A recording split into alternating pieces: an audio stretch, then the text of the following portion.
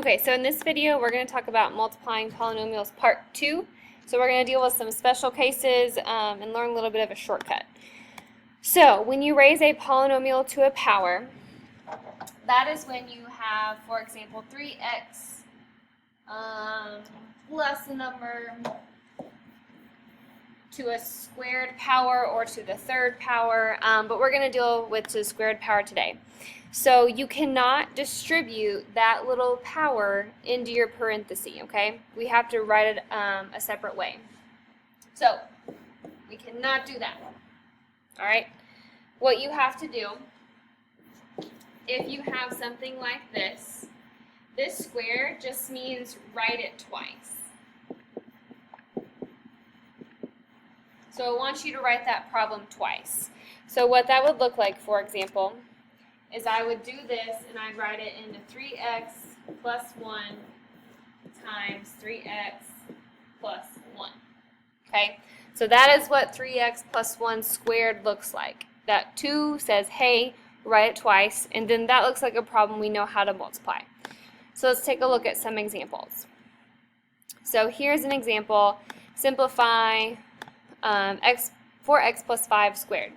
So the first thing you're going to do is you're going to write that as 4x plus 5 times 4x plus 5.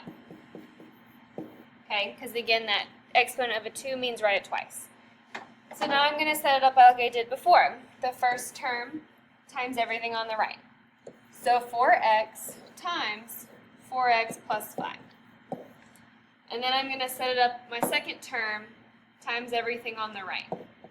So 5 times 4x plus 5. Again, my parentheses are going to repeat like last time. So now I'm just going to distribute.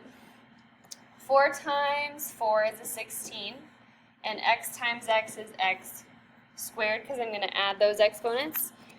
Again, 4x times 5 is a 20, and I'm going to bring that x with that 4 over here.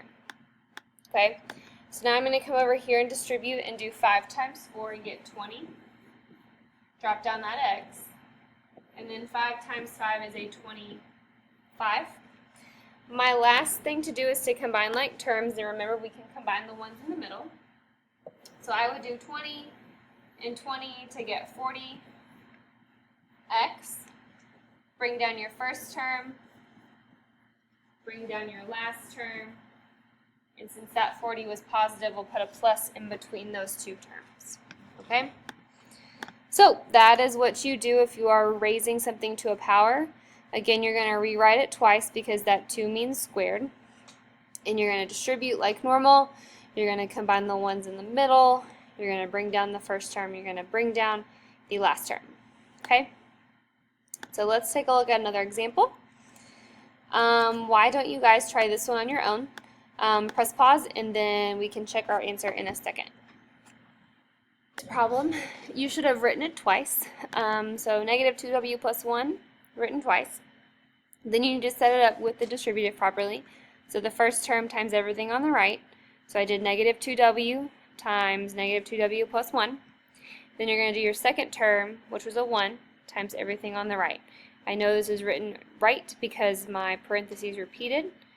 Then I'm going to distribute. Negative 2 times a negative 2 is a positive 4. And w times w, remember you're going to add those and say I had 2 w's, so w squared.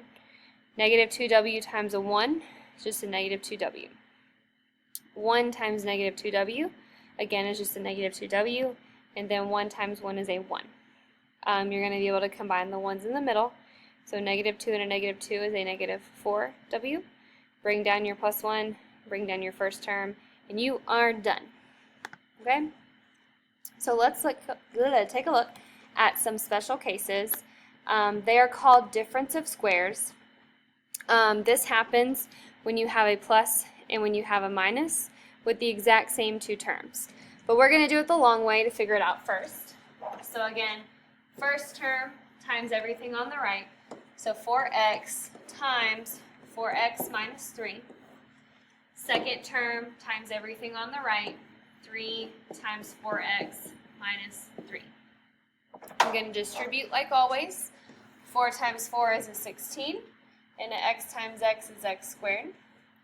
4x times negative 3 is negative 12, and bring down that x. Over here, 3 times 4 is a 12. Bring down that x as well. 3 times negative 3 is negative 9. Okay, so now I need to combine like terms. I'm going to look at the ones in the middle.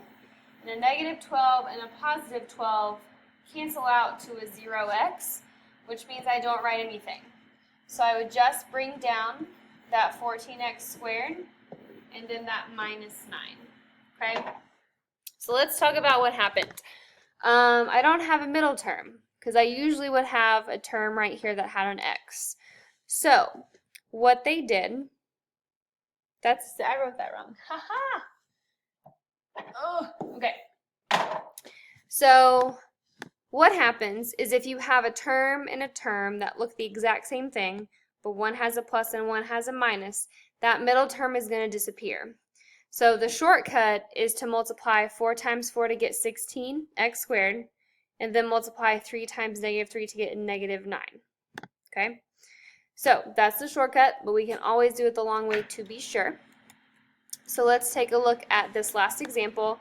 So I notice it's a difference of square because I have 2x plus 5 and a 2x minus 5. So the shortcut is again to multiply 2 times 2 to get a 4 and then x times x to get x squared. Again, the shortcut over here is just to do 5 times negative 5 to get negative 25. So that's our answer if we can do it the shortcut way. However, let's do it the long way to check it. So again, first term times everything on the right. So 2x times everything on the right.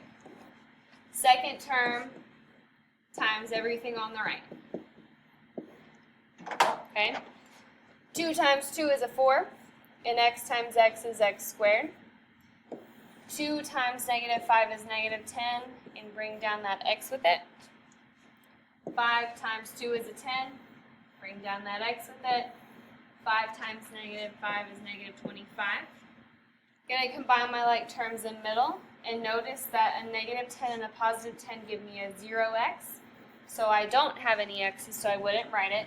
So again, I would bring down my first term, and I would bring down my last term. And what do you notice? It matched what we got. Okay? So if you can do the shortcut, great. If you don't recognize it, do how you are used to doing. So that is difference of squares. So we're ready to practice. So IXL was wonderful on this, but let me know if you have any questions, and thanks for watching.